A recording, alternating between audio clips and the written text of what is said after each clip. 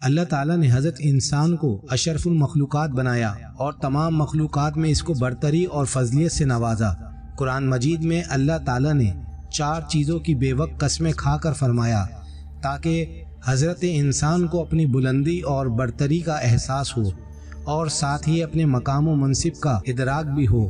اللہ نے سورہ 3 میں فرمایا 3 کی قسم، زیتون کی قسم، طور سینا کی قسم اور اس مبارک و پاکیزہ شہر یعنی مکہ کی قسم، ہم نے سچ مچ انسان کو سب سے بہترین سانچے میں ڈھالا ہے۔ اللہ نے انسان کو صرف بہترین سانچے میں ڈھال کر خوبصورت ہی نہیں بنایا بلکہ انسان کو اس کائنات کا تاجدار بھی بنایا اور ہر چیز کو اس کے لیے مسخر بنا کر اس کی خدمت میں مصروف کر دیا۔ اللہ نے عقل و دانش، فہم و فراست اور شعور ادراک کی وہ بلندی دی کہ اس نے سمندر کی گہرائیوں اور فضا کی بلندیوں کو فتح کر لیا، لیکن انسان کو جس قدر عظیم و طاقتور بنایا وہیں اس کو قدم قدم پر محتاج اور ضرورتمند بھی بنایا ہے۔ اسے ہر کام میں ایک دوسرے کا محتاج اور دست نگر بنایا۔ ہم میں سے اکثر لوگ یہ شکایت کرتے نظر آتے ہیں کہ ان کو اپنی زندگی میں وہ کامیابی نہیں ملتی جس کے وہ اہل ہوتے ہیں۔ اس کی کیا وجہ ہو سکتی ہے کہ جتنی انسان طاقت ہے، علم رکھتا ہے اور جتنا وہ خود کو اہل سمجھتا ہے، اس کو اتنی کامیابی کیوں نہیں مل پاتی؟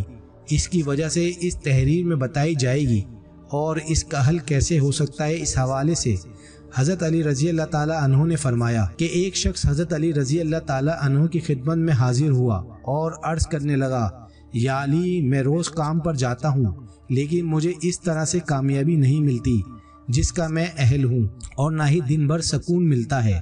تو حضرت علی رضی اللہ تعالیٰ عنہ نے فرمایا کہ تم ہر دن اور ہر کام کا آغاز کسی اللہ کی مخلوق کو کچھ کھلا کر کیا کرو، دیکھنا تمہارے کام میں کامیابی اور تمہاری زندگی میں سکون آ جائے گا۔ اس نے کہا، یا علی، میرے دامن میں اتنی گنجائش نہیں کہ میں روز کسی نہ کسی کو کچھ کھلا سکوں۔ حضرت علی رضی اللہ تعالیٰ عنہ نے مسکرا کر کہا، کیا تمہارے گھر میں ایک اناج کا دانہ تک نہیں ہوتا؟ اس نے کہا، ہاں یا علی، میں دن میں 2 یا 3 مرتبہ کھانا کھاتا ہوں۔ حضرت علی رضی اللہ تعالیٰ عنہ نے کہا، کیا اس کھانے میں ایک اناج کا دانہ بھی نکال سکتے ہو؟ اس نے کہا، یا علی، ایک اناج کے دانے کی کیا اوقات ہے؟ تو حضرت علی رضی اللہ تعالیٰ عنہ نے فرمایا کہ ضروری نہیں کہ اپنی وسعت سے زیادہ دو، لیکن جو بھی دو خلوص سے دو۔